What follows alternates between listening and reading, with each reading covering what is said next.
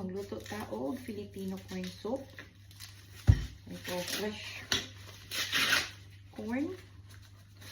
Tapos, fresh din ang dahon ng sili from the garden. Tapos, meron din tayong green chilies.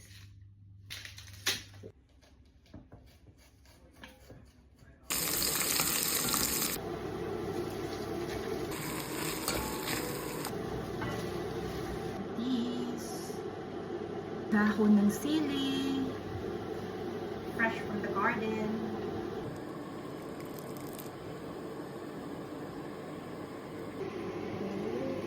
Kain tayo, Filipino corn soup, fresh corn na kinayod, and fresh dahon ng sili from the garden. Look. Vegetable soup.